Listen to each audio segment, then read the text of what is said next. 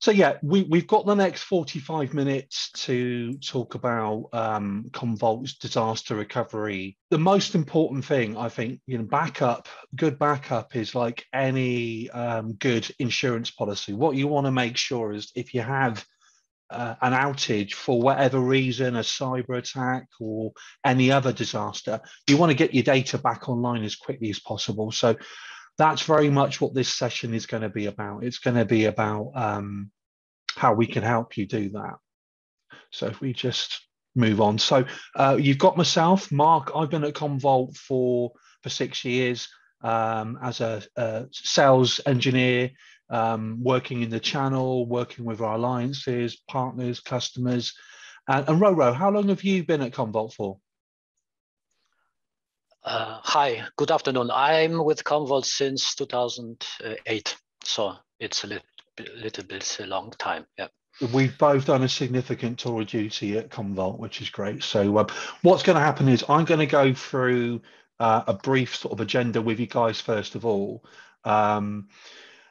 Talk about what makes Commvault unique for backup and data management. Then going to move on to some what the replication options are for VMs. Going to go into those, going to go into some use cases. Then I'm going to hand over the baton over to Roro, who's actually going to do a demo as well. So we're looking at about this first part being about sort of 15, 20 minutes. And then the significant part of this is going to be a demo, which I know all of you are here for as well. So what makes Commvault unique for backup and data management? I think that's an important place to start. And we've been around for a while. So we've been around for 25 years. But what we've done during those 25 years is we've been sort of leading edge, bleeding edge around the amount of development and research that's gone into Commvault. So you can see here we've got over 1,000 active patents. We're also one of the early cloud pioneers as well. So you can see we've got a huge chunk of our customers' data already up in the cloud. We've got over 100,000 organizations that rely on Commvault.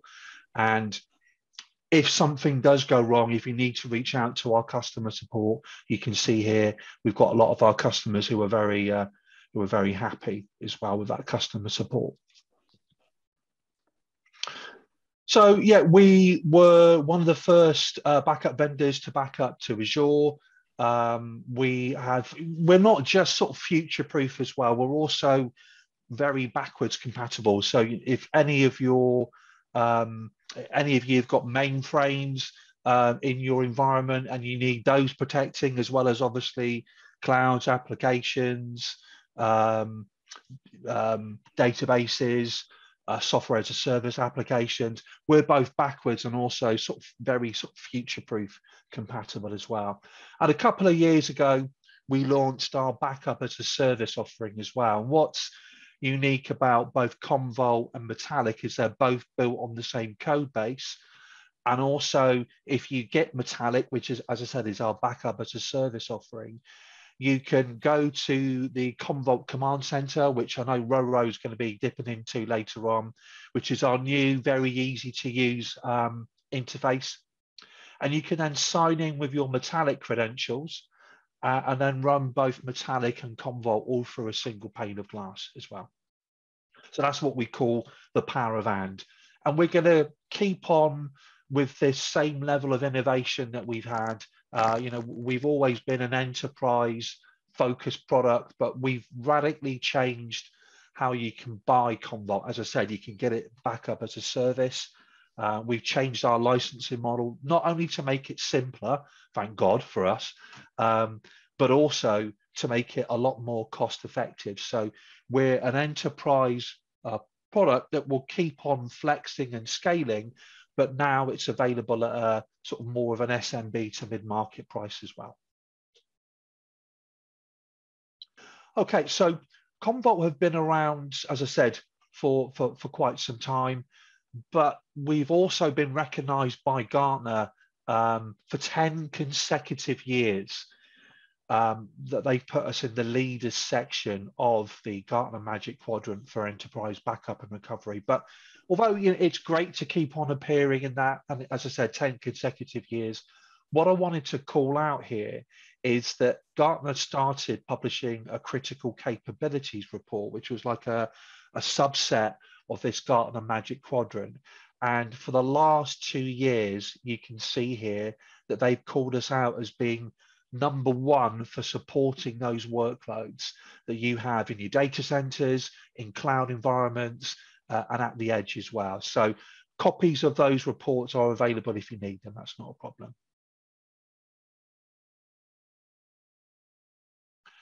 Okay, so again, don't really want to teach you guys to suck eggs here, but you know that data is located here, there, and everywhere, on-premise, physical, virtual, in the cloud, software as a service applications, containers, and every single location where you're putting your data, you're going to have data that you can see, and you can have data or dark data that you won't be able to see. It's been estimated, for example, that I think Splunk did a report on this, that for a typical business, up to 75% of their data is what's classed as dark data, data that's out there that they're storing, but they don't have any visibility of this data. They're not able to analyze that data. And in some cases, they're not also they're also not backing up that data as well. So there's one way that you can look at your backup and data management strategy, and that is very much having multiple backup and data management tools. It may be that you brought one, even before you looked at virtualization for managing your physical data. Then you may well have got another backup solution for managing your VMs when you started moving data from physical to virtual. And then you start getting more and more backup and data management tools when you start putting your data in newer places like Office 365 or Azure. You might be using the native tools, you might be using tools from other vendors, but that adds a lot of complexity, a lot of wasted time and budget. And perversely, you would think using multiple tools would mean that you would have more of your data protected. But in a survey that IDC carried out with over 600 Commvault customers, they called out that before they moved over to Commvault, they estimated that up to 40% of their data wasn't being protected. So in the event of a ransomware attack, for example, if all of your data is encrypted, well, if up to 40% of your data is not protected, you're not getting that data back. So that's a real issue.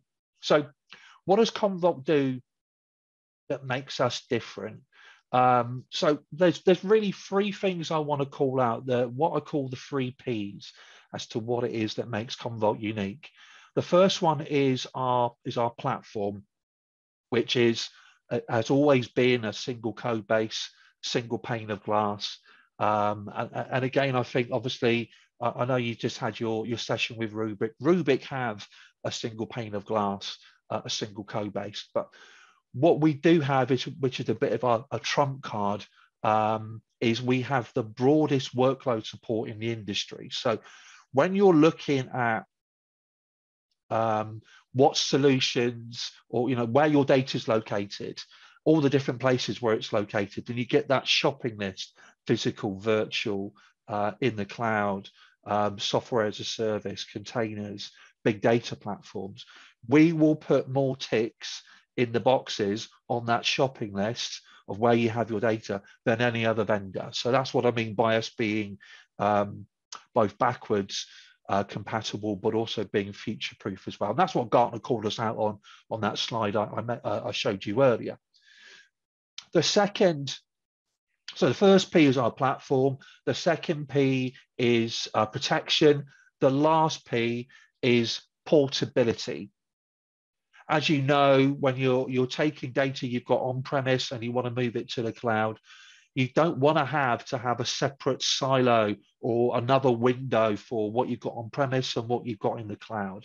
So we will give you that single pane of glass wherever your data is located, but also we support more clouds than anyone else. You can see here, we support over 40 different clouds as well. But it's about being able to move data on-premise, and you'll see in a moment, on-prem to the cloud, between clouds and back again, and being able to do that within a couple of clicks.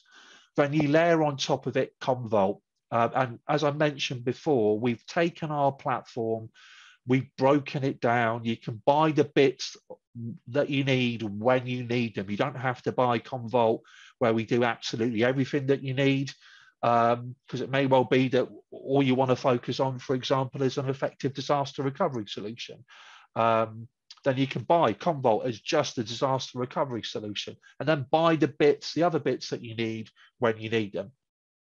There's the single pane of glass that I mentioned before, which is the Commvault Command Center. Yes, one of the, we were complex for quite some time, but we've changed how you interact with Commvault through this Commvault Command Center. And as I mentioned before, you can use the Command Center for both running what you're doing with Commvault, but also running what you're doing with our new backup as a service offering, which is Metallic. And the IDC survey, again, we can share this with you. What it's called out is we've helped you reduce the amount of time that you're spending on backup, because backup isn't sexy, it's a necessary evil. But if we can make that simple for you and automated for you, you can see we'll reduce the amount of time. But also because rather than using multiple backup and data management tools, we can help you strip those out and replace it with a single pane of glass. We're also going to help you seriously reduce your spend as well. And as I mentioned before, really seriously increasing your data coverage, because as I said, we cover more apps, databases, hardware platforms, cloud storage options, software as a service than anyone else. So before Commvault, customers were saying they had about a 59% data coverage. After Commvault, that shot up to 93%.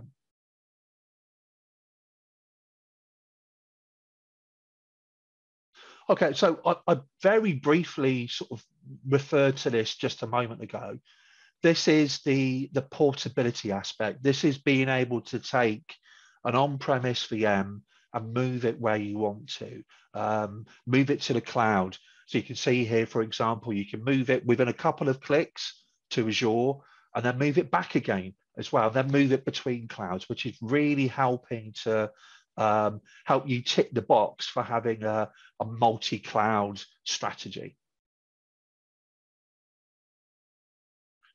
And then with the cloud migration piece that you can see on here as well, it's aiding seamless migration. I mean, we've got a series of videos called 2 Clicks to the Cloud, where literally it is taking an on-premise VM and moving it to the cloud very, very easily, but also using those resources up in the cloud with the big 6, with Azure, with AWS, with Google, where it's going to, make you be as efficient with those resources as possible as well, but also to be able to tick the box for, if you're looking for cloud disaster recovery, this is really going to help you do that and do it efficiently. We're going to touch on some of that a little bit later. But yeah, smart power up, power down the resources when you need them. Do the dedupe and the compression from the data you've got on premise before you move it to the cloud, but also really give you that single pane of glass. I know, count how many times I say single pane of glass. Moving your data from on-prem, from disaster recovery, for example, but to the cloud, and utilizing the cloud as a DR strategy as well. So as well as Commvault offering full, incremental and synthetic backups of your VMs, we also offer some different types of VM replication, which we're going to have a look at just now. And Roro, I'm right in thinking that your demo that you're going to be covering later on, it's going to focus mainly on continuous replication? On both periodic and continuous replication. Yeah. Oh, you're going to spoil us with a bit of both then. That's fantastic. Cool. Okay, so we're going to briefly look at these different types of replication models for virtual machines. So you can see here periodic, direct, and continuous replication. So the differences between the 3. So first of all, you've got periodic replication. So this is a backup-based replication that will periodically run the backup on the primary site and then dash copy it to a secondary site. So this DR site could be a colo, like a co-location connected via dedicated SAN or WAN, or it could be a DR site, as I said before, at a public or a private cloud as well. Next, you've got direct replication. So with this method, you're going to be configuring to copy the snapshot of a VM from one location to another. So we support direct replication for VMware only. And the snapshot could be a virtual machine snapshot or a hardware snapshot, which uses Commvault's IntelliSnap technology. IntelliSnap is all about automating the snapshot, managing the snapshot for you. You don't need to do any manual scripting as well, but also adding application consistency to that snapshot. So when you need to use that snapshot for recovery, it's been indexed and you're going to be able to find your data a lot quicker as well. And then lastly, we've got continuous replication. So this is going to be the replication method, one of the two that we're going to be focused on in the demo a little bit later on. And it's worth calling out that continuous replication, we used to refer to this. I think it was, we called it Live Sync IO, didn't we, Roro? Yes, indeed. Yeah, cool. Yep. So much simpler name, it's now called continuous replication. So continuous replication uses the VMware VAIO drivers to capture the changes on VMs, and it's capable of supporting sub-minute, so really aggressive RPO use cases. And we've got a bit of an eye chart in a moment that goes into the differences between the three replication methods.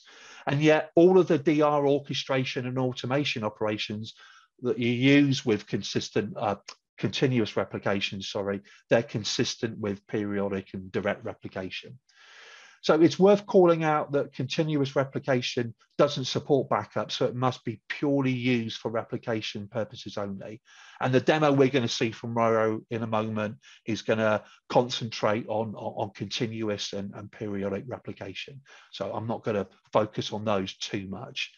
So the next thing I wanted to show you was the difference with the RPOs between periodic, direct, and continuous replication. We're going to share this presentation with you all so you can analyze this in a bit more depth. I want to make sure though that we have plenty of time for the demo. Now you'll see here that what I wanted to call out here is that the difference between the RPOs with periodic, you've got around about an hour. Direct replication gives you 15 minutes or less, but continuous replication gives you that really aggressive sub-minute recovery point objective, which you're going to be using for your mission critical applications. So let's have a look at some of the use cases for Commvault disaster recovery. So I mentioned before that Commvault disaster recovery is now available as a separate standalone solution. So if you're looking at your ransomware recovery strategy or your disaster recovery strategy in general, and what you're currently using isn't up to task, you can buy Commvault and you can run what we're about to go through from a DR perspective. You can run this as a standalone solution, along with all the other backup and data management tools that you have. And then when you're ready, you can then come back to Commvault and say, okay, I'd like you to help us with backup. I'd like you to help us with e-discovery, GDPR pain points. And then we can sell you those pieces of the puzzle when you need them. But more importantly, everything that we do will be run from the Commvault Command Center. So once you've used us for disaster recovery, you're going to be using the same Commvault Command Center for absolutely everything else as well. So yeah, I think that probably the most obvious use case, I think, is going to be universal recovery. So using Commvault replication, you can recover VMs, files and folders, databases or apps from any site. And you can also perform instant mounts of databases or VMs as well. So this means that if a VM is configured for replication with application aware enabled, you could restore application items at the disaster recovery site without interrupting that active replication. or you could provision a database without needing to restore the entire VM for DevOps purposes. And we're going to touch on that case study, that use case in a bit more depth in just a second. Okay, so next what we're looking at here is disaster recovery script automation. So when it comes to DR, one of the most complex parts of this process is to manage the application groups, the recovery groups, the sequencing, maintaining dependencies, customizing the recovery, and lots of other things as well. So what we've done is we've added DR script automation to exactly address those manual processes. So Commvault supports failover groups. So this is a one-time policy to define your recovery automation and also your orchestration. So you can reuse this group for both DR and also for frequent DR tests as well, which I know it can be a pain point depending on what traditional disaster recovery solutions you're using. You want to make sure that what you're doing works, and you want the process of doing that DR testing to be automated and to be simple and efficient as well. So unlike other solutions, we don't need the user to configure everything for every group and every VM. So Commvault will create default failover groups when the user adds the replication pair for the first time. So as soon as you've created a replication group, you can also fail over to the DR site without having to create failover groups, which is going to save you a lot of time. And then after you've failed over and it's time to fail back, and what will happen is the changes made will automatically sync back to the original primary site as well. And when the failback takes place, there's continuous changes from the DR site to the original primary site as well. So yeah, I very briefly mentioned this, but I know depending on the type of business that you're working for, DevOps and testing may be one of the use cases that you can use for this. So for this use case, user can perform a test failover for this and then use it purely for DevOps. And what we also support is, once you've done this and you've created this a test failover and it's going to be used for DevOps, we support auto expiration of that test failover as well. So that's going to make it easier for you to create a copy and to manage them without having to think, okay, I'm going to have to make sure that I shut down those resources later on. We will do it for you because you can time bomb what you've just created for DevOps purposes as well.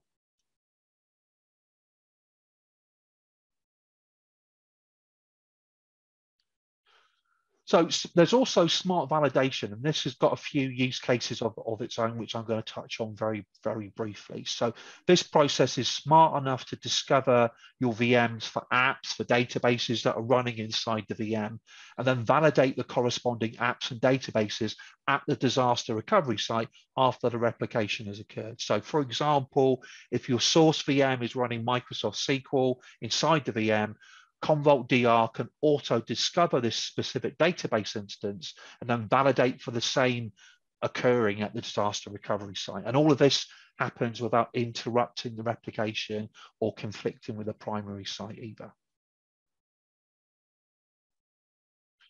So ransomware is featured heavily, I think, in this VM user group. And there is a use case for using smart validation for ransomware as well. So our disaster recovery solution supports ransomware monitoring. You get this baked into the product even before you look at using this smart validation for this specific use case. So you've got monitoring, you've got alerting, you've got remediating. So all of those features, those ransomware rich features, they're similar to what's included with Commvault Backup. So in case of disaster recovery, if the source site is hit with ransomware and the first replication job that copies the corrupted changes to the replica site, what will happen is that the smart validation will fail and the disaster recovery automatically reverts back to the last good known state or recovery point, as well as breaking that replication chain as well, because you really want to stop any of that bad stuff being replicated, those corrupted changes being replicated over to the DR site. And there's also alerts that are sent to the admin to look at what's going on at the source site. at the primary site. So they can offline the primary site and then bring up the DR site in a single click. So that eliminates what happens with other solutions, which require a manual intervention to disable the replication. And if that's been done too late, they're going to experience copies at the DR site being corrupted, which I mentioned just a second ago. Okay, and then you can also use smart validation for another sort of ransomware use case as well, which is a security scan.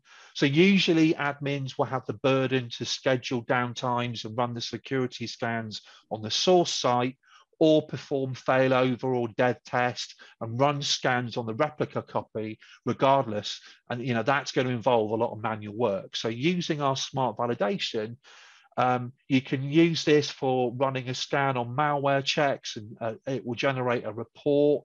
And you can have that report generated as frequently as every day or every few hours as well.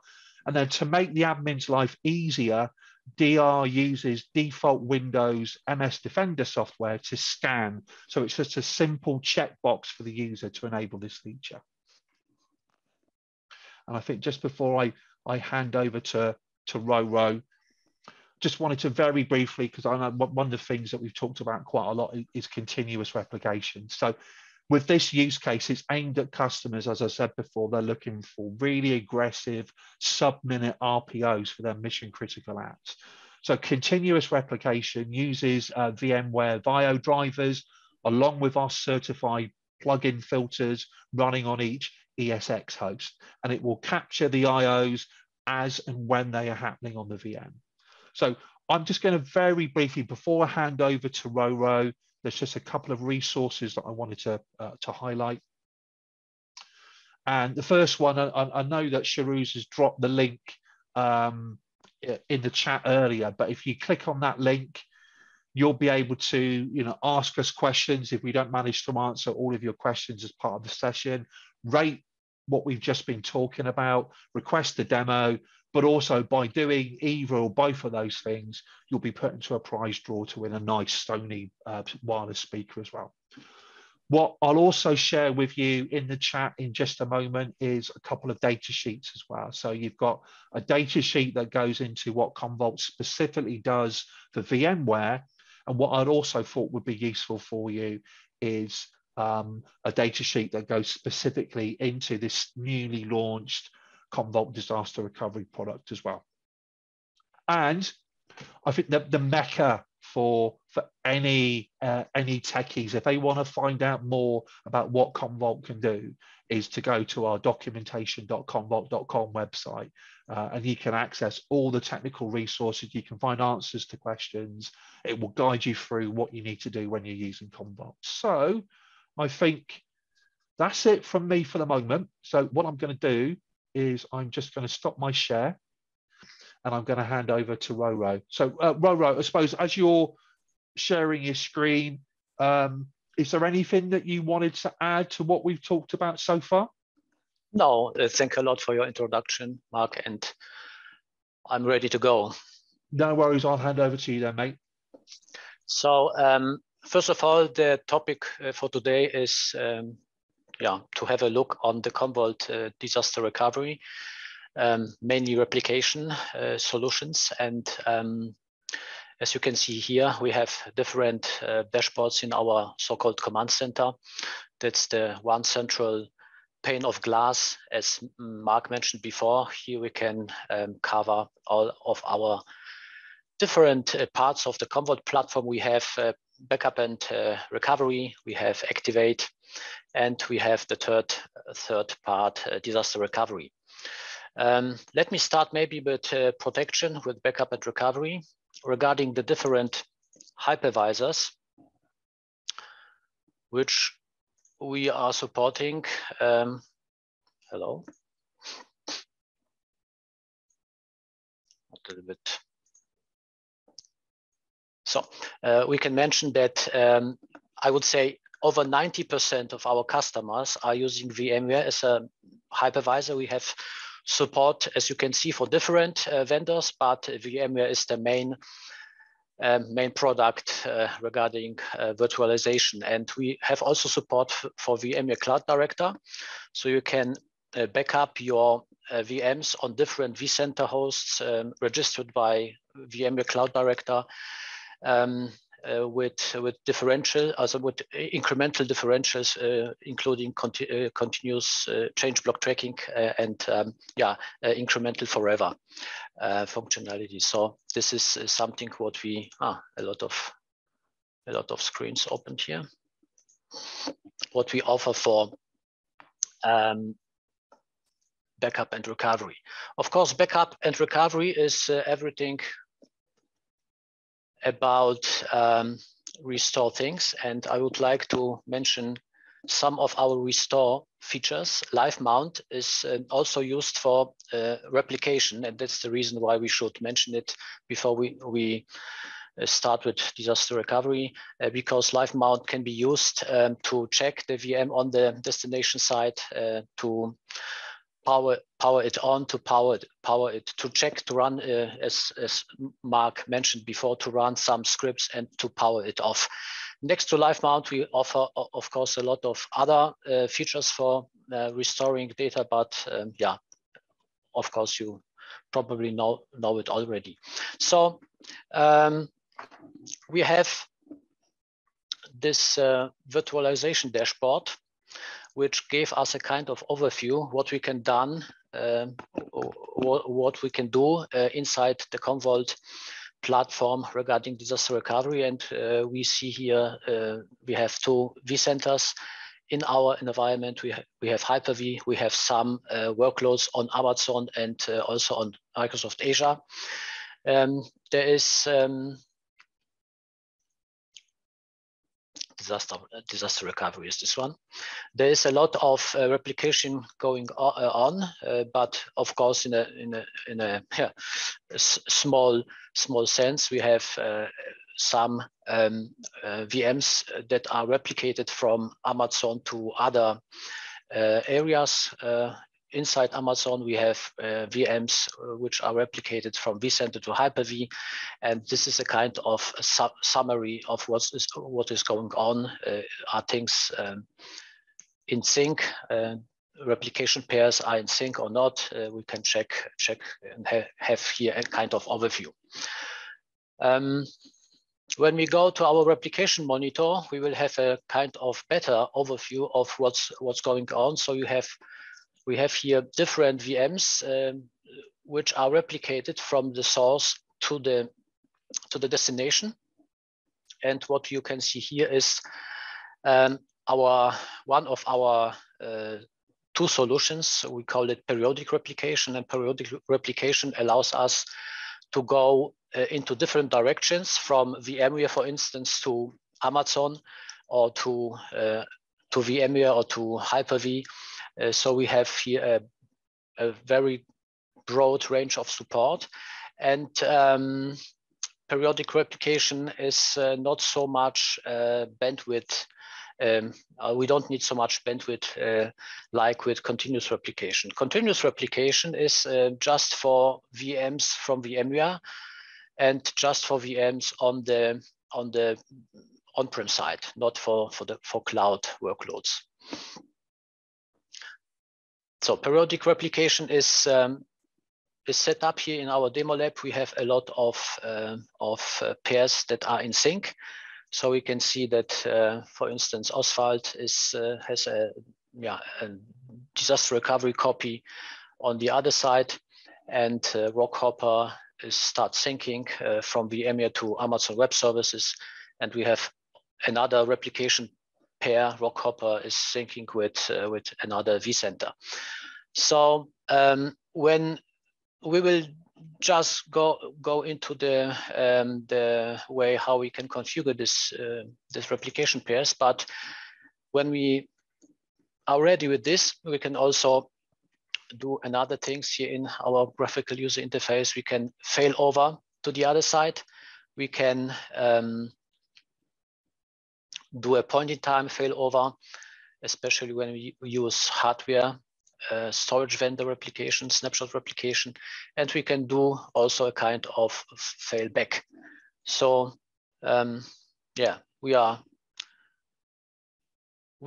big ABBA fans here at Commvault, and should there be a kind of Waterloo, you can fail over automatically or manually to the other side and also fail back.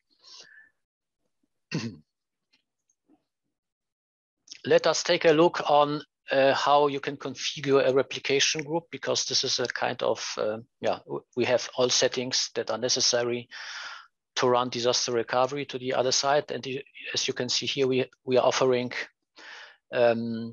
replication for databases, for SQL Server, Oracle, and SAP HANA, for file servers, and also for virtualization. And regarding virtualization,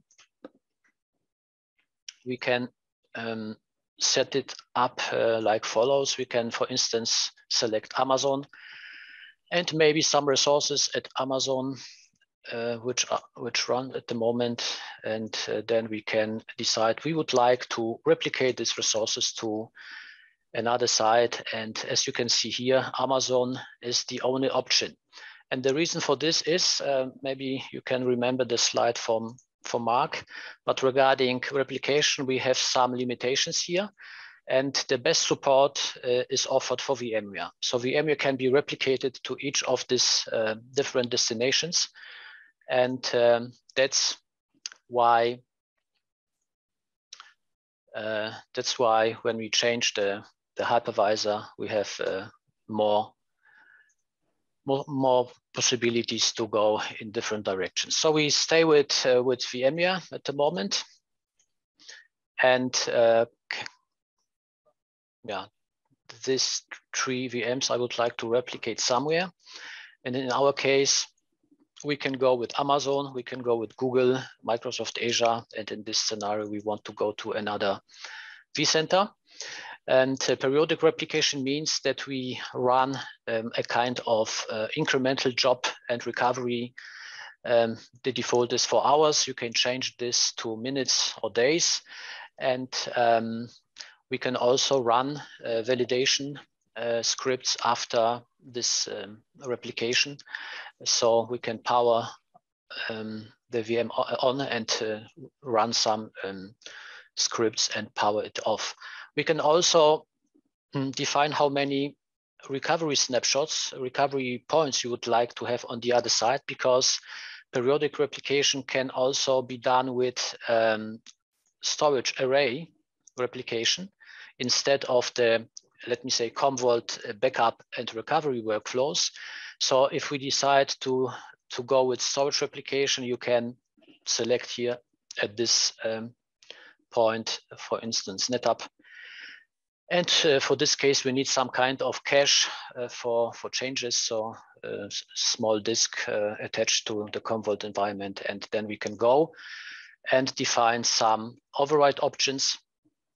Override options can be set up for each of the pairs. And as you can see here, we can change the destination host. We can change the data store, VM folder. We can even change network settings or the IP address. So it's pretty flexible and allows us to be more flexible than with the default options. Another replication type is continuous. And continuous is also relying on a baseline. So in the first step, we have to back up and recover the workloads. But then we can switch to, let me say, to VMware technology on VAIO drivers. And then we will have a kind of block level replication very fast without snapshots from hypervisor A to hypervisor B. And that's the reason why we have here different settings when we are going with continuous replication. So first of all, if you want to test it, we can go with just one recovery point. Then the setting is pretty easy because we then need just a disk for the history of the recovery points. When we go in a productive environment, we have to define different other settings. recovery point store is again a disk attached to the Commvault environment when we are able to store the replication history. Storage is necessary for our restore processes, and then you can define how often you would like to create recovery points. We have the default 5 minutes here, and we are using crash consistent recovery points here. You can also switch or select application consistent recovery points where we will use VMware tools, and we can set it up also 2 minutes or seconds, but at the end of the day, it's more resource intensive, so it makes sense to keep it with the default setting. We can say that recovery points should be on the system for 7 days, and we can say that after let me say 3 days, you would like, or 2 days or 3 days, we would like sorry, we would like to consolidate the snapshots. Let me say we have 12 snapshots, then we would like to consolidate them to maybe just 3 or so. So that's also possible. And the reason for this is we will save resources on the other side for this replication information. And then we have the same situation here, override options, and then we are fine. So that's an overview of what we can do in the command center regarding replication. Again, we have 2 types of replication. The next point here is failover groups. As Marc mentioned before, we can define groups of VMs where we can prioritize different entities here and say which we should boot this VM first and then the second one, or vice versa. So these things can be also set up here in our command center. Now, when we go to the replication monitor, you will see that in this demo lab, we don't have continuous replication for VMs. We have a continuous replication for file systems, but not for VMs. And we wanted to show you this technology, and yeah, we had this idea to record the whole process in another demo lab, and I will try to save time to run quickly through this recording, but it should give you an impression how this continuous replication can be done. First of all, we have to install our VAIO drivers in our vCenter, in our ESX host. And for this, we have to put the host into the maintenance mode, and to power off all virtual machines. We have to install these drivers 2 times in our scenario because we have 2 vCenters. And then after this, you will see on the synchronized storage providers that these IO drivers are installed, and we can run with continuous replication. So the first video here, I will speed it up a little bit because the settings are the same, but interesting is then how we can plan or start a test failover. And the test plan failover is using here, the red button is, the red point is a consistent application recovery point. The green one is crash consistent recovery point. So you can select the point you would like to fail over to. And then we will start a bunch of different jobs. So we have a kind of orchestrating job. We will have a kind of VM powering off job on the productive side. We will power the VM on the destinations side and power on, and then we will set up the restore process and the replication as well. So this is done automatically, but in this demo you have a better understanding what's going on. So failover is happening here at the moment, and then on the other side, yeah, this is failover for periodic, and we have also failover done for the continuous replication. And in the same way, we can start the failback workflow if we want. So we can also synchronize the current information from the destination side to the source side. So failing back is also here. We have also again a kind of orchestrating job and failback job, and after this, all of the proper things has been done, and we have the first scenario replication from vCenter 1 to vCenter 2, and resyncing process, and then it's done. So what we use here are small plugins from Commvault for each VM, and then we rely on these VAIO drivers, so we can transport the replication traffic without snapshots, without going into the VM file system to the other side using our, let me say, proxy server.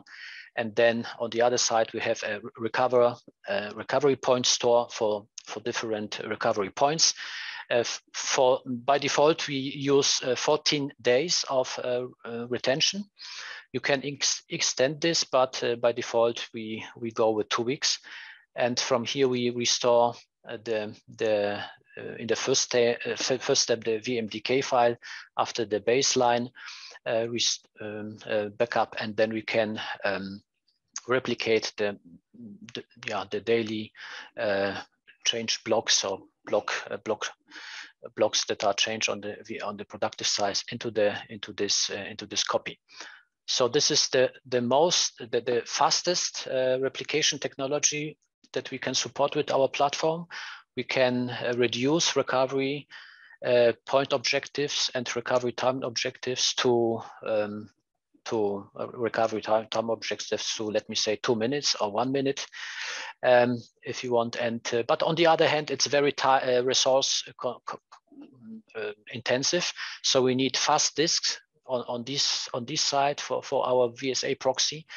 We need fast disks on the other side, and we need also a lot of storage if you want to keep different recovery points for, let me say, in 2 weeks or more. That would be my presentation, Mark.